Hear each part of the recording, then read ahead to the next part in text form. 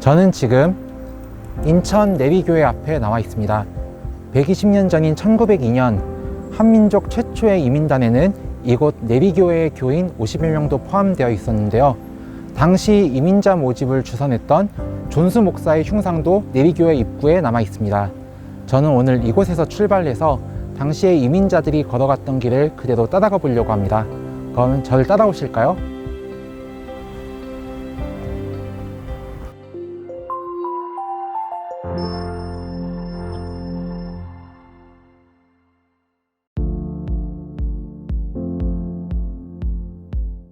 이곳은 인천 감리서터인데요.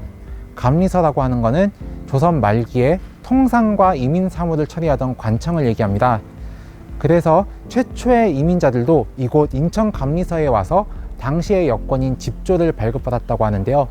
인천 감리서는 또한 백범 김구 선생께서 일명 치아포 사건으로 투옥됐던 곳이기도 합니다. 그래서 이곳 인천 감리서 터를 주변으로 청년 김구 거리가 조성되어 있습니다.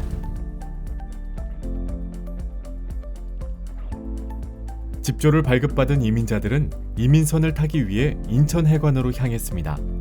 인천 감리서터에서 인천해관터로 가는 길에는 과거 개항의 역사적 흔적이 많이 남아있는 개항장이 있습니다. 이곳에 인천 아트 플랫폼도 있습니다. 1888년 지어진 구 일본 우선 주식회사를 비롯한 근대 건축물을 리모델링해 창작 스튜디오, 전시장, 공연장, 생활문화센터 등 총 13개 동의 규모로 조성된 문화공간으로 이곳에서 한국이민사 120주년 기념 특별전 코리안 디아스포라 한지로 잡은 비행기가 진행되고 있습니다.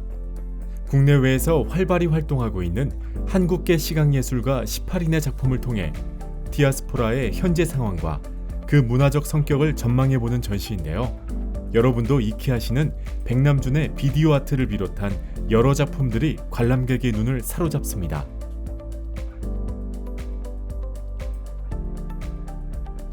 인천 아트 플랫폼에서 100m밖에 떨어지지 않은 곳에 인천해관이 있었습니다. 이민자들이 인천을 떠나는 배에 오르기 전 출국 심사를 받은 곳이 인천해관인데요. 지금은 이곳에 한중문화관이 있고 그 앞에 표지석이 세워져 인천해관이 있던 터임을 알리고 있습니다. 1883년 세워진 인천해관은 위치를 옮기고 1907년 인천세관으로 개편되었습니다. 동포 한 바퀴 인천편의 마지막 장소는 인천세관역사공원입니다. 인천해관의 후신인 인천세관은 1911년 인천항 부두 근처에 창고를 세웠는데 이 창고가 국가등록문화재로 지정되어 인천세관 역사관으로 활용되고 있습니다. 역사관에는 근대 인천의 개항사와 세관의 연역이 소개되어 있습니다. 역사관 일대의 부지는 인천세관 역사공원으로 조성되어 있습니다. 공원은 수도권 전철 수인 분당선의 신포역 2번 출구에 붙어 있는데 이 출구가 인천세관 옛 창고의 모습대로 꾸며져 눈길을 끕니다. 여러분도 인천에 오시면 오늘 동포 한 바퀴에서 소개해드린 장소들을 신포역에서 출발해 역순으로 찾아가며 최초 이민자들의 발자취를 쉽게 살펴보실 수 있을 겁니다. 동포 한 바퀴 인천편, 한민족 공식이민 120주년을 맞아 소개해드릴 내용이 많아서 특별히 2부로 구성했습니다.